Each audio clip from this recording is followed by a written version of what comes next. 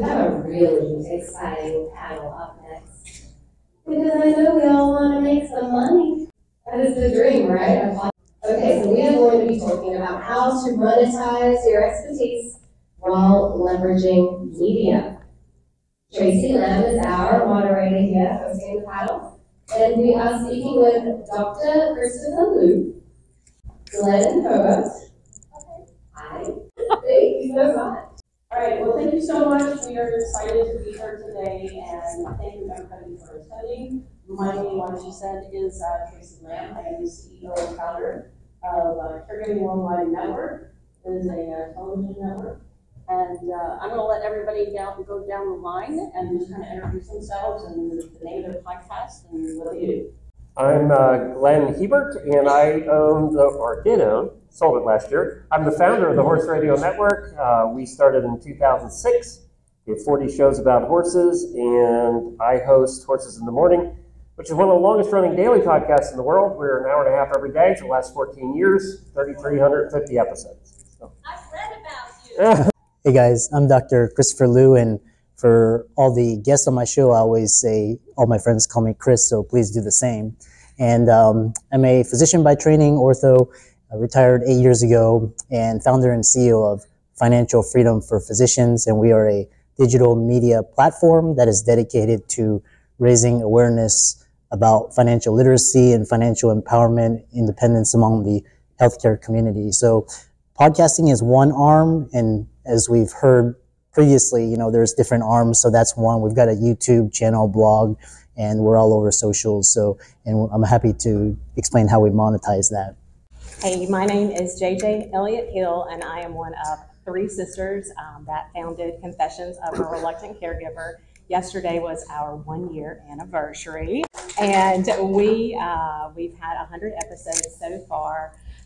We talk about caregiving and how we are reluctant caregivers. It's not that we don't want to care, but it is a very difficult job.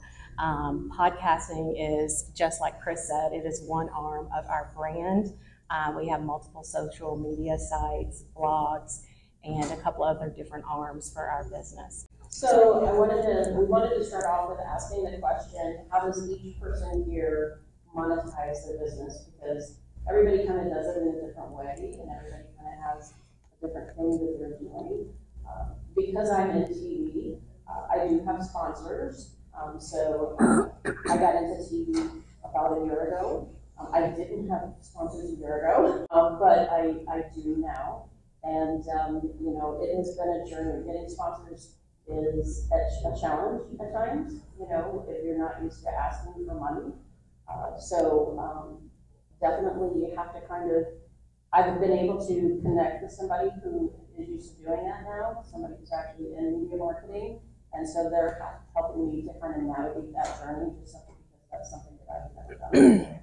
But for me, that's been what's been able to help me monetize my business, is to get sponsors, and then I also have a couple of other ways that I'm trying to work on doing that, because you want to try and have more than one revenue stream.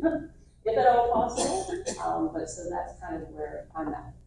Yeah, so the monetization revenue model for the business has been actually undergone several transitions. So the first was selling my 4 books and my courses and consulting and coaching, and eventually it's transitioned from a B2C model to more of a B2B model. So that's through sponsorships. It's grown tremendously through the viewership, and so that attracts, corporate sponsors, businesses looking to get their name out there. And most recently, been using dynamic ad placement through either Google or through Spotify. That's been really fruitful. And one thing, this is a kind of a plug.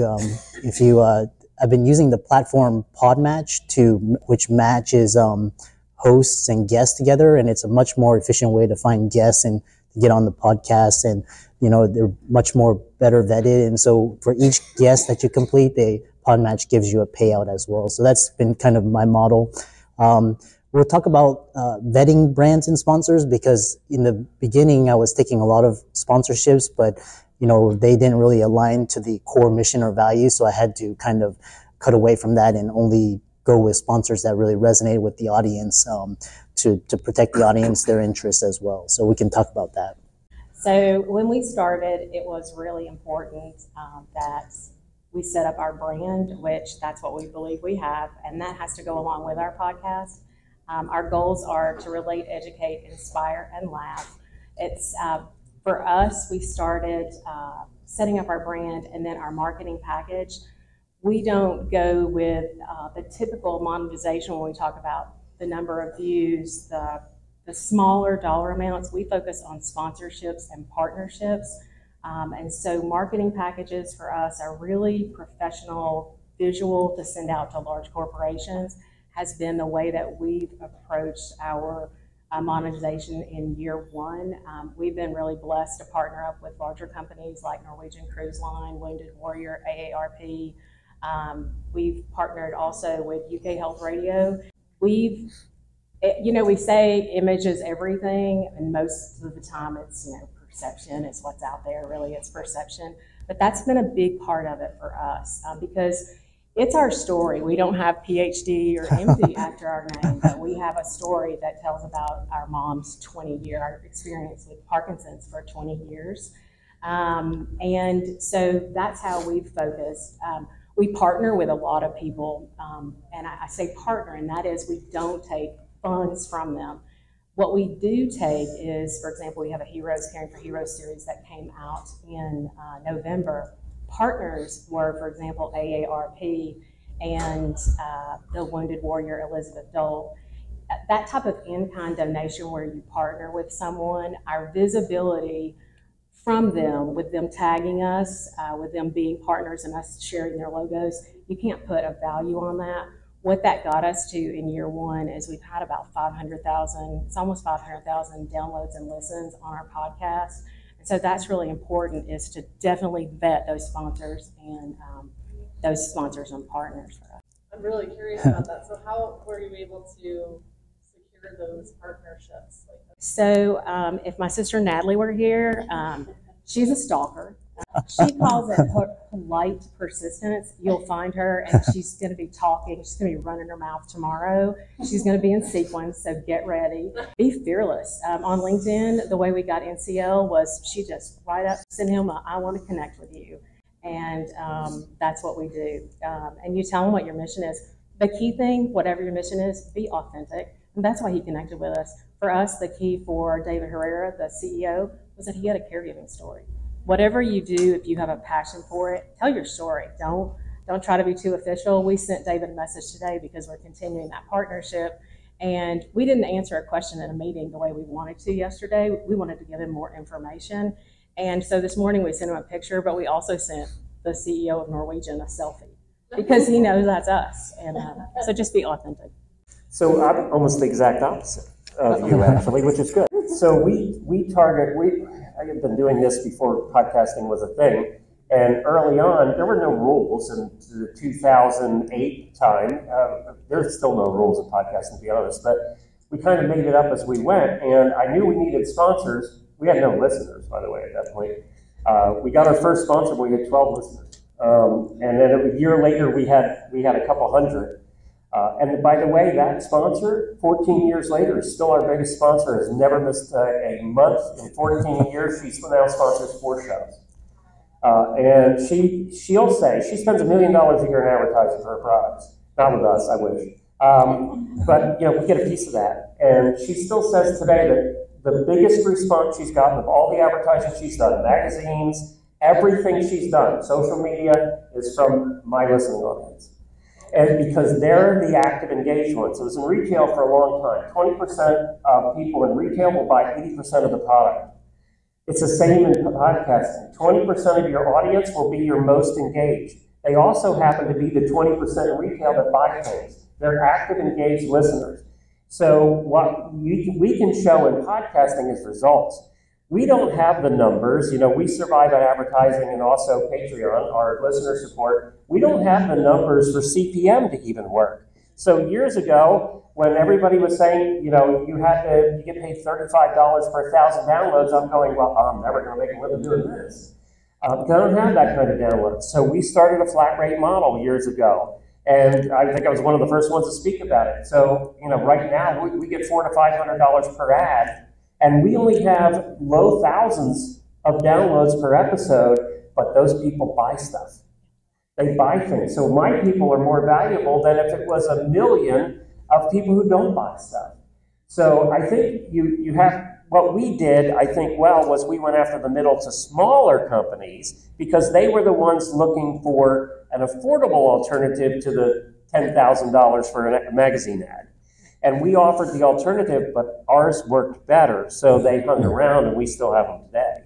So we did, I wish we could have gotten Norwegian and, some of those at the beginning. It would have been great, and I admire you for doing that. Profitable. Doesn't mean any of us are profitable. Okay, so our next question that we wanted to answer is, for me, honestly, I have surrounded myself with a really great team. And then I really believe in networking. Everybody who knows me knows that I love networking. And I'm not only local networking, but national networking. So I do a lot of my business development through that. I do a lot of business development through like gold to me, honestly. So I've done a lot of that. But I've connected with some really great people now that are really, really helping lift me up and really helping me get connected to some really great things. So I think for me, business development is all about, getting to the right people to be connected to be able to get yourself lifted up. Honestly, when I first started 5 years ago, I had no idea what I was doing. I will be totally honest. Probably didn't know what I was doing for a long time, even a year ago or even the last 6 months. But the reality is for me, I've always gone after people that I wanted to contact with. I don't let them come to me. I pursue them. It's kind of like what JJ said. I'm persistent. And one of the things that my dad taught me a long time ago was never be afraid to ask. All they can say is no, and if they say no, but at least you ask. And so I've kind of lived by that mantra, and that's basically the way that I've kind of built my business. Is I've just asked the question. That's how I got TV. I asked the question. I said, there's nothing about caregiving. I'd like to do something. Is there any way possible we could even do it? I mean, they could have easily said, no, it's going to cost you $250,000, and that would have been, okay, well, thank you very much. I appreciate it, and I'm going to leave. But that wasn't the answer that I got. But if I had never asked the question, then I would never have been able to do even what I'm doing today. So for me, you have to ask the question. The polite persistence, she just walked in the back if you want to wave. Much like Tracy, it is just asking. We do a lot on LinkedIn, so that would be our business model for really getting connected with people, is being very responsive. And just like Tracy said, you won't get a yes unless you ask, and you need to really right off the bat expect to fail, because you won't succeed unless you ask. And so we're fearless. We just ask and continue to make changes to your model. Don't think your model is perfect. I think that's another big part of our growth. Continue to make changes and continue to add new avenues. And again, if that avenue fails, Patreon for us didn't work. We let it run for 2 months. We didn't feel that it was right for our business model because we don't want to charge any caregiver for a service. We shut it down. We just didn't like it. So it's interesting because pre-COVID, a lot of my business development was in person, so through speaking engagements and through conferences such as this. And then the 2020, 2021 was just all virtual, learn how to use Zoom, StreamYard, live streams. And then now it's kind of like 60-40, 60 more like the platforms. For a lot of us, it's LinkedIn or Facebook. And just connecting through there, just like the previous panelist said, just ask. Usually 9 out of 10 times you get a no, but then that 1 out of 10 they say yes. So just be persistent and keep adding value through content creation. And one thing that was interesting is I had a guest on my podcast the other day, and he was saying that just social media is like a tool. So it's not, we talked about vanity metrics, but it's actually a way that you can actually, he uses it to start conversations with other people, and through those conversations he makes connections, and it can lead to partnerships, lead to clients and a lot of different things. So really, I think in today's age with technology, these platforms are really, really powerful. They can leverage, time, distance, space, and you can make those connections much faster. We 90% of the advertisers that I'm going to take this two ways. 90% of the advertisers that we have been done in person at trade shows. I learned early on, everybody didn't know of Dave Jackson's School of Podcasting. Dave Jackson always says, go to where your listeners are. So early on, we started going to the trade shows, wholesalers meet retailers. We became the official, by the way, we're the official podcast of the trade show now. We do their podcast.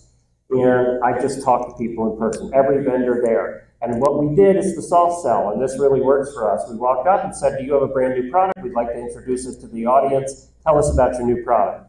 We would put it on the air, we would follow up with them, and then they would get a response from that time they were on the air, and then they would go, well, can you send us your ad package? So we did the very soft sell that way, and it works for us, and it still works today. During COVID, it was actually tougher for us because in person is where 90% of our advertising comes from. And it's still, that has never changed, right? We all think social media has changed things, but meeting people today and in person, you're going to remember those people more than you did if you met them on Zoom. So the other thing about development is, does anybody here have a network of podcasts? So we have one. When part of our business development is new shows. And the way we have 50 hosts now. Every one of those hosts we acquired through an audition that they didn't know they were having. We have them on as guests on one of our other shows first. We have an idea that we would like them as a host, but we have them on as a guest. We don't tell them that they're auditioning. I can tell in 2 minutes on the air whether they're going to be a good host or not. So, because sometimes you meet a person, somebody in person, and they're dynamic and they're great, and you get them on the air and they just suck. It was terrible. And you go, well, I would have pegged them as being terrific. And you get them on the air and they're not. And you can't change that. They are. And then you meet other people who are just dry. When you meet them in person, they get on the air and the light bulb comes on and they're terrific. That's how you can truly tell if you're building a network who your good hosts are going to be. Have them on as a guest first, and then follow up with them after you determine whether they're going to be any good or not. That's part of how we do our development of our shows. We target the vertical we want to cover, and then we try and find hosts to cover that vertical. And we do that through having them as guests on other shows. So the next question was, how does each person use AI for marketing? Are you going to save us here? Well, it's interesting because I'm fascinated with just general purpose technologies, and something as transformative as AI can really change the way creators and the way podcasters can reach their audiences and get their message out. So most recently, I've been using AI using ChatGPT, and ChatGPT's really cut down in terms of cost, efficiency, savings. I used to pay tens of thousands for editors. Now all my video editing and all of my viral reel editing is used through AI. So just to give you an example, my first year of podcasting, I put out 100 episodes. It was really tedious, back and forth. And then last year I put out 500 episodes using AI. So it's incredible just how rapidly you can scale both quality and quantity of content. So you don't want to ever sacrifice quality for quantity, but if you can scale both, you can have that much greater impact. And so, bringing it back to AI, if you can create content that can, potentially reach millions, that can actually generate, revenue in terms of views, Google ads, through dynamic advertising placements, all of that. And it actually brings me back to what Glenn was saying was AI can actually, reach millions, but maybe like 0.1%, actually purchase a product or become a client. So you actually want to go deep. You want to go vertical. So that's with podcasting, email list, newsletters, things that have a smaller audience, but the audience is really vetted and they're engaged and they want to purchase. So you kind of use those two avenues, go deep, and then you also go horizontal. So that's kind of in terms of software, what I use Opus Clip AI and it basically takes a entire video and it can create 20 30-second to 1-minute clips for YouTube or TikTok, and it's they have a score as to how likely it is to go viral. So, and if I said, if you can, it takes maybe 10 minutes to just create those clips, and if you can put that out and get hundreds of thousands of views, that's really beneficial for your business. So yeah, it's called the Opus Clip, and it's OPUS, and it's Opus Clip. And then the other editing software that I use for my Zoom and StreamYard videos is called WiseCut. So they were here last year at Podfest, and it's really a fast way to edit out your videos, and it can do it in different languages. It can create clips, and so check that out as well. So, and then ChatGPT. So those three things, significant, cut my cost by 90%, and increase my output, 7x. So definitely check those out. We actually don't do a lot with AI for marketing. We use it more for content, especially for our daily show. It's 90 minutes 5 days a week. So content is something that we're always looking for, especially after doing it for 14 years. So AI actually helps us with our research. We use it as a research tool for content. Now, we're not reading it, we're not reading what they wrote. We are using what they wrote and the sources that the AI used to further research it, but it saves us a ton of time. So if we're talking about a particular horse in history or something like that, we can get started with AI. That would have taken us an hour to do that research that AI did for us in 2 seconds, and now we can take their sources and dig a little deeper. So we're using it basically for content development. I think I'll say AI and show notes. So that is like a game changer when you talk about efficiency. A lot of those, I'm not going to repeat those, several of those items that Chris mentioned, but a big part of it definitely is the efficiency. We use it for a lot of keywords. I know we've talked about with our episodes, so that it increases our downloads because people can find an episode that's really meaningful. Pulling out the words like Parkinson's or spousal caregiver or different things, it helps to really point people to the right episode so they don't get on an episode that's not meaningful for them. But AI is something that we are learning more about. I learned something today. I was really excited. Always be learning. And I will bring up one more that my team has talked about that they use briefly. Is one called InVideo. InVideo is actually, you can give a short detail of what you want. Like I put in, a caregiver video with kindness, and literally it pulls images. It will give you a 2-minute full video with images, with talking. You can determine if you want it to be a YouTube short. You can determine if you want a female voice, if you want a male voice. It's really, really interesting and can be really powerful. So, all right, so our fourth question was, what was one of your first steps for monetization? So for me personally, my biggest one that has helped me more than anything else, honestly, is I now have a chief media marketing officer who has been in media marketing, his own media marketing agency for like 20 years. So that has helped a lot for me, because honestly, for me, especially being in TV, it's a completely, as he told me, it's a completely different realm than just kind of regular marketing. I've done a lot of regular marketing in my life, but doing media marketing can be very different, especially in the TV realm, and I really needed somebody that understood that, and that was totally out of my scope. So that's basically kind of what I did. But so most of you are probably in the area I am, where you have smaller shows and niches that the audience is important, right? And they're the key people, but you're never going to have 1 million downloads. It's just not going to happen. But you can still do very well. But the thing we forget when we're out talking to potential sponsors is they're not buying the show. They're buying you. Remember, your listeners come for the content and they stay for the host. They're not hanging around your show if they don't like you. If they think you're terrible, they're not listening to the next episode. It's the same with the sponsors. They're buying you. You're the thing that they're investing in. It's the reason I was able to get sponsors early is they believed in me. They didn't believe in the show. They didn't really know what podcasting was. So when you're out there talking to whoever, remember, and this is hard for some of us hosts to realize because we have a little bit of insecurity around that, a little bit of imposter syndrome, but your show is you. It's not your guests. They may come for your guests, but they're coming back for you. So keep that in mind when you're out there selling whatever, marketing, doing whatever. Your listeners are there for you. You're their friend. You don't know them, but they know you. And you're their friend. So keep that in mind when you're out there. It's the best lesson I could ever teach a host is they're there for you. You're the reason that this show exists, and you're the reason people keep coming back. And that includes your sponsors.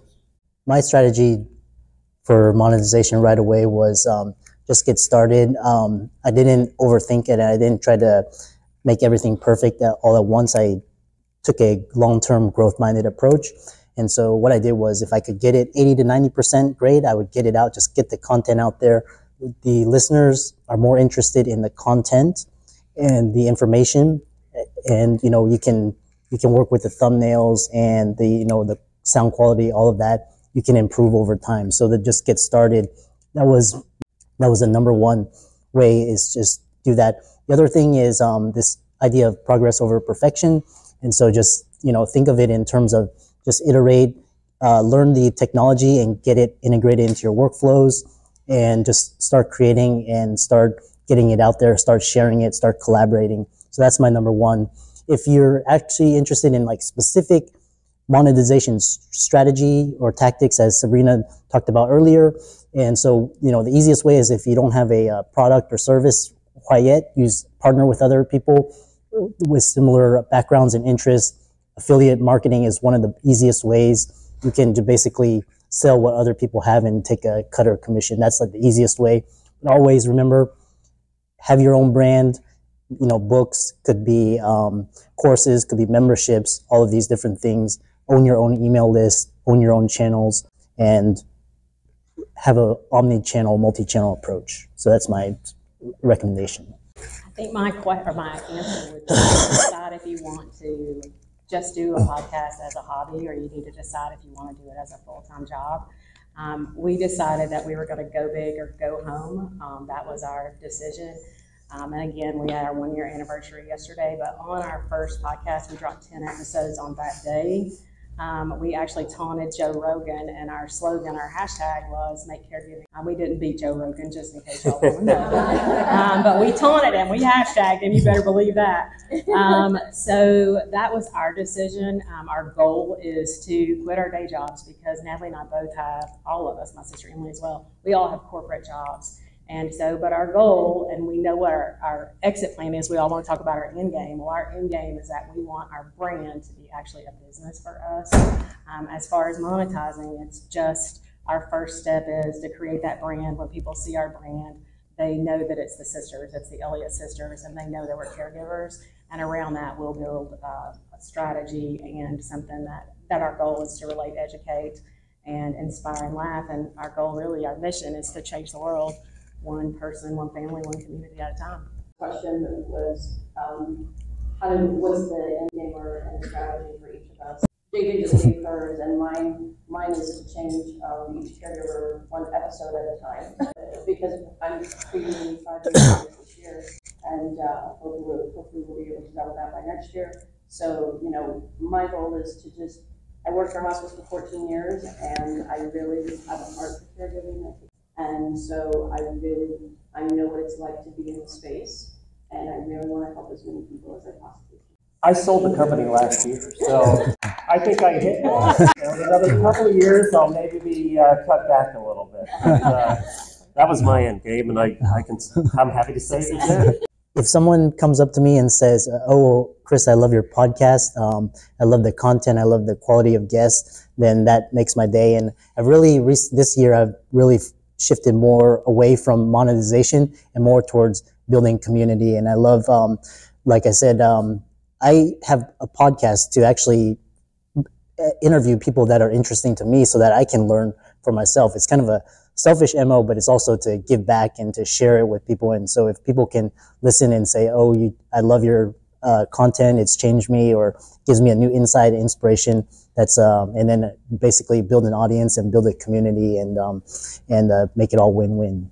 So my question for the panel is, I had somebody tell me, instead of asking people directly, like, would you sponsor me? Instead of saying it that verbiage, they said, go ask people that you know that are a good compliment for your podcast. Do you know of anybody that would like to sponsor this podcast? Because they think you'll get much more of a response from that. What do you all think with that? Should we just ask them directly, or should we ask them like? Yes, all of that.